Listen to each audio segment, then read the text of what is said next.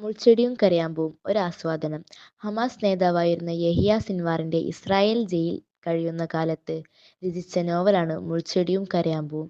ഒരു നോവൽ എന്നതിലുപരി ഫലസ്തീൻ ജനതയുടെ പതിറ്റാണ്ടുകളായുള്ള അതിജീവനത്തിന്റെയും പോരാട്ടങ്ങളുടെയും നേർക്കാഴ്ചയാണിത്.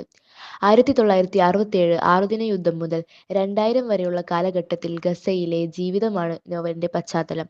അഹമ്മദ് എന്ന കേന്ദ്ര കഥാപാത്രത്തിന്റെ കുടുംബത്തിലൂടെയാണ് ഈ കഥ വികസിക്കുന്നത്.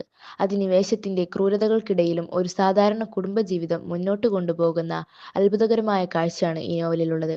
ചില കഥാപാത്രങ്ങൾ ഭാവനയിൽ ഉള്ളതാണെങ്കിലും ഇതിലെ ഓരോ സംഭവങ്ങളും ഏതെങ്കിലും ഒരു ഫലസ്തീനിയെ സംബന്ധിക്കുന്നതാണ് എന്നതാണ് ഇതിന്റെ പ്രത്യേകത.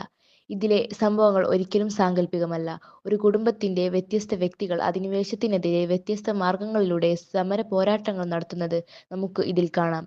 സ്വന്തം നാടിന്റെ വിമോചനത്തിനു വേണ്ടി മക്കളെ സന്തോഷാശ്രുക്കളാൽ യാത്രയാക്കുന്ന ഒരു ഉമ്മയെയും നമുക്ക് ഈ നോവലിൽ കാണാൻ സാധിക്കും.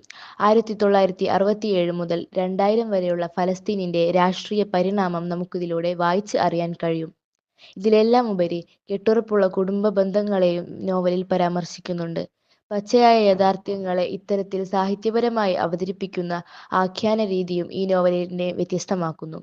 ഫലസ്തീൻ ജീവിതത്തിലെ ദുരന്തങ്ങളും കഷ്ടപ്പാടുകളും ദാരിദ്ര്യവും ആണ് മുൾച്ചെടി എന്ന ശീർഷകത്തിലൂടെ ഉദ്ദേശിക്കുന്നതെങ്കിൽ ഇതിനിടയിലും അവർ കാത്തുസൂക്ഷിക്കുന്ന പ്രണയം, വിശ്വാസം, പ്രതീക്ഷ എന്നിവയാണ് കരയാമ്പു പ്രതിനിധീകരിക്കുന്നത്.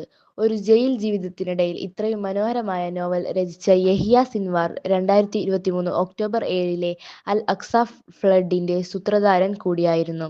ഇതിനുശേഷം ഉണ്ടായ യുദ്ധത്തിൽ ഇദ്ദേഹം രക്തസാക്ഷിയാവുകയും ചെയ്തു. ഈ നോവൽ മലയാളത്തിലേക്ക് പരിഭാഷപ്പെടുത്തിയത് എസ്. എം. സൈനുദ്ദീൻ ആണ്.